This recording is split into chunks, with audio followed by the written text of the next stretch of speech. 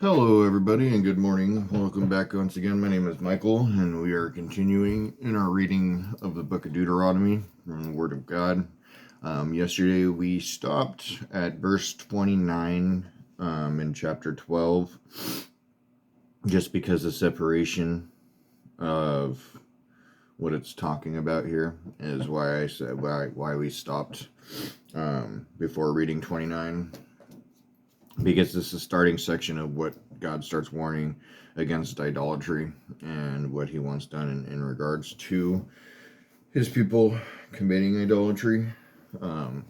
So we stopped there just to not blend it together, because as you may know or may not know, when like the original transcripts and manuscripts of the Bible and all of the copies that we have, the oldest ones weren't separated in verses and chapters. It was all just one consistent text. The verses and the chapters were later added in as an easier way to navigate through the Bible and correlate with things. So just so you're aware, that is why sometimes we stop the video in what would appear to be like in a section of that chapter, but it's not. So anyways, we are going to be continuing from verse 29 this morning, right before chapter 13, which again, like I stated, was warning against idolatry. Oh, excuse me, I've been so in the morning. I don't know if it's a coffee, it's creamer, what exactly it is, but it doesn't feel good. Age, getting old, getting older. But anyways, so we'll go ahead and start from verse 29. Yeah, very excited though for my Ryrie. I ordered some tabs, so I started installing those in yesterday. Which is going to be making nice because it's such a new Bible that the pages are so still crisp and flat and clean.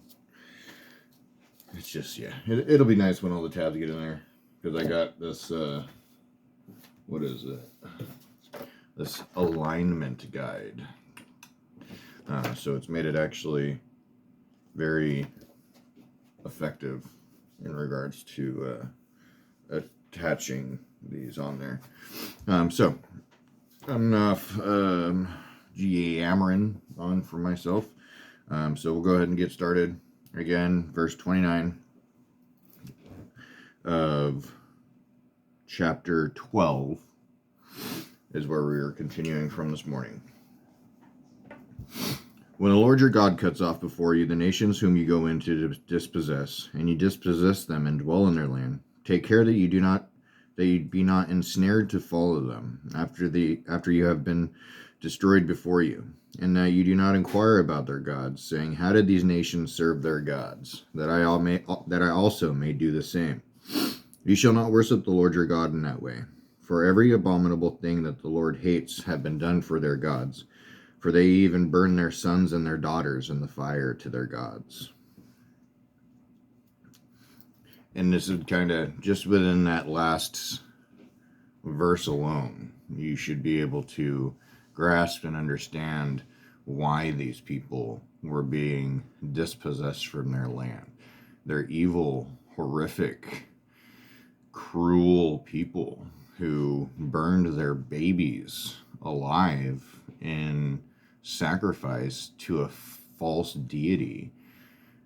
So God's anger came upon them, and they took them out of the land and gave it to the Israelites who had been promised. And I'm sorry, I don't care what you think, what you say. This world is God's world. He made it. He can tell you who he wants where. Sorry. God wants the Jewish people in Israel, and that's how it's going to be. Sorry. But continuing on, verse 32. Everything that I command you, you shall be careful to do. You shall not add to it or take away from it. I heard somebody coming. There's the wife. Hello, wife. She's just waking up.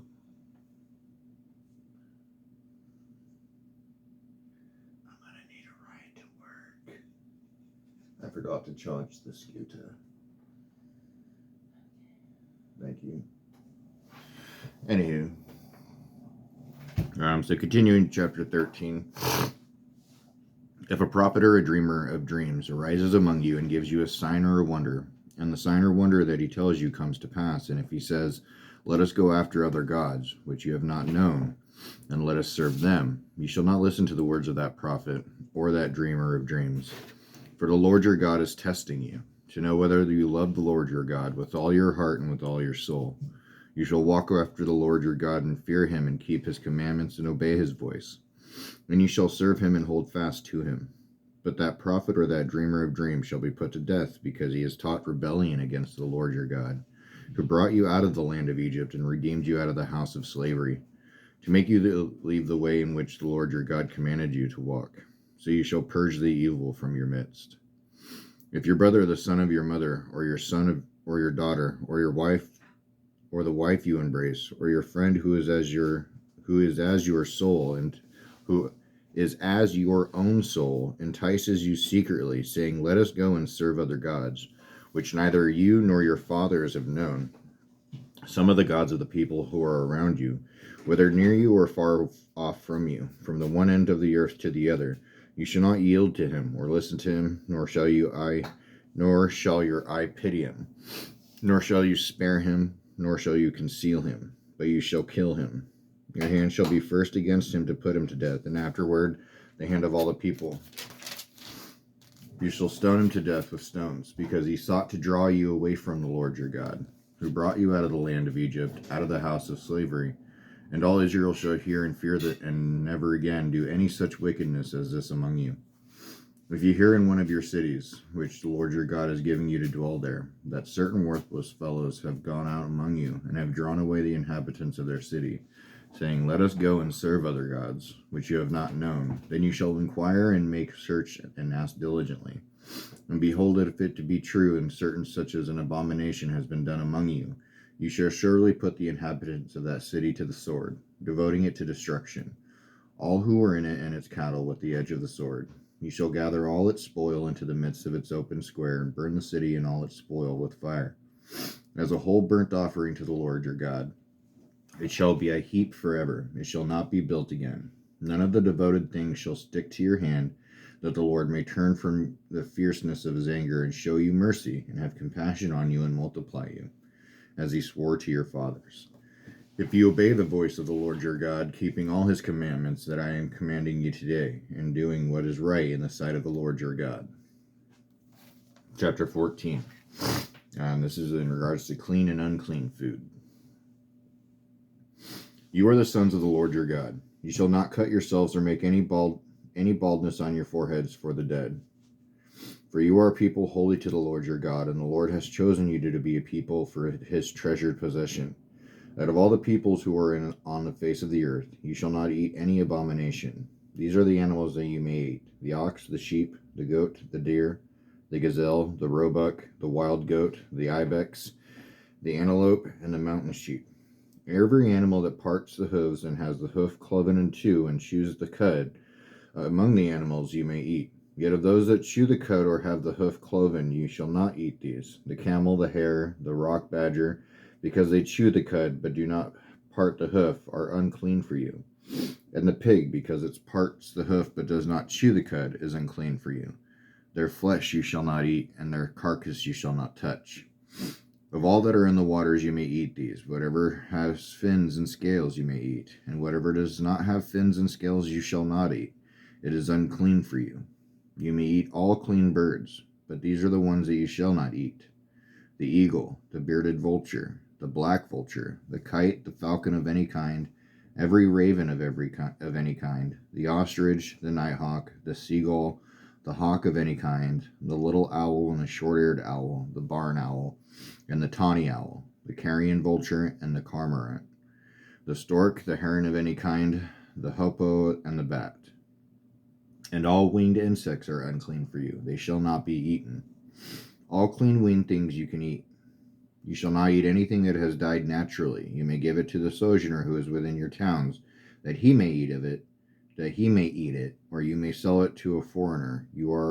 For you are a people holy to the Lord your God. You shall not boil a young goat in its mother's milk. Verse 22, tithes.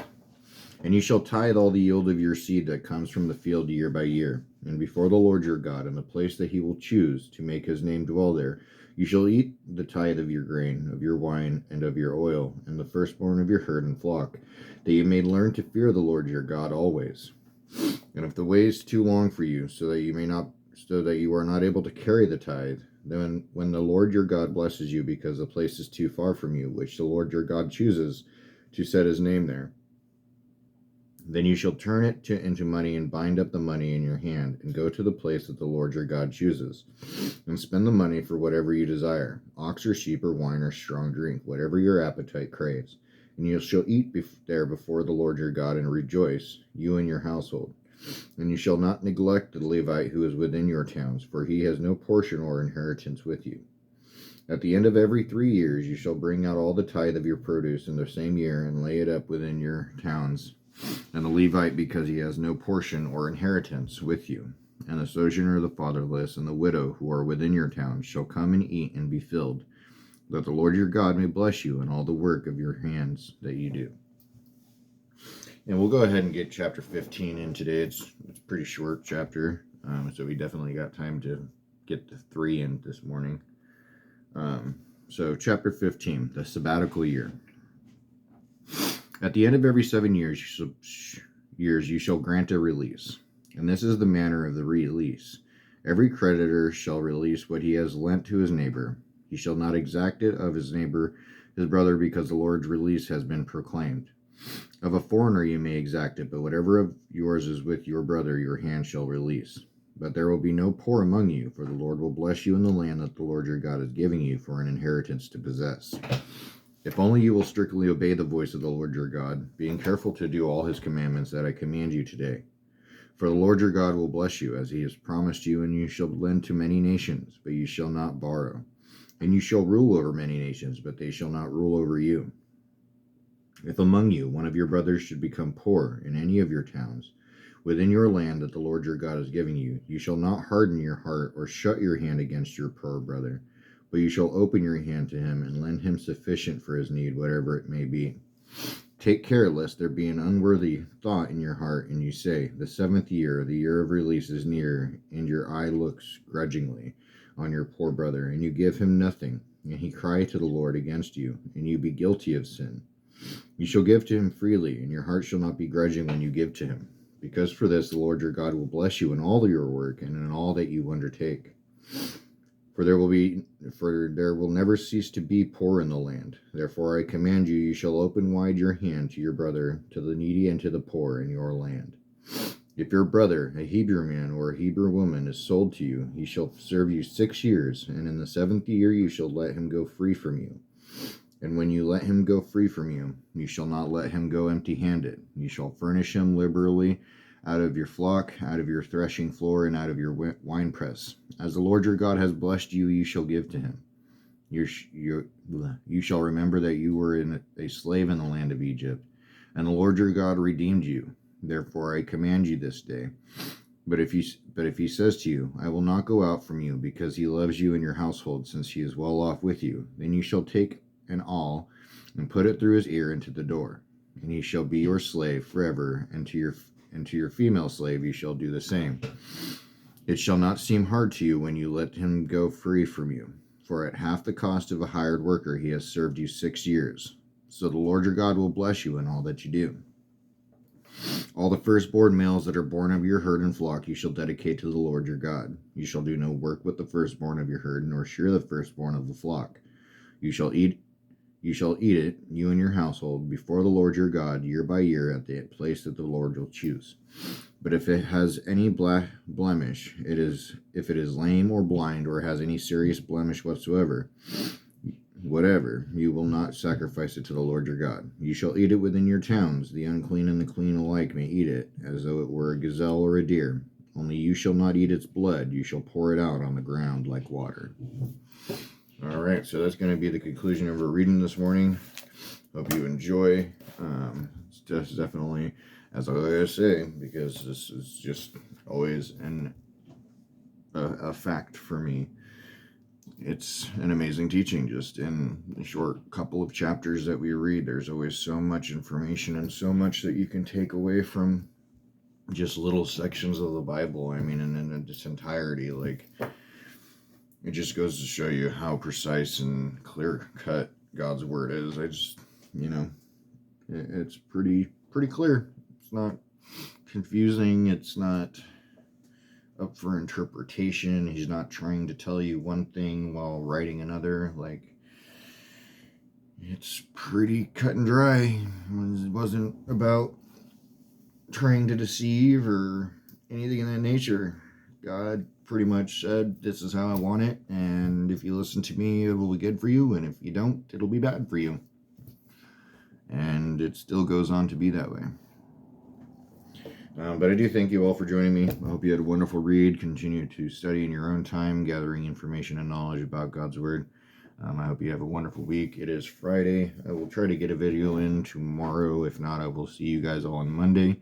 I love you. God bless you. And I will see you next time.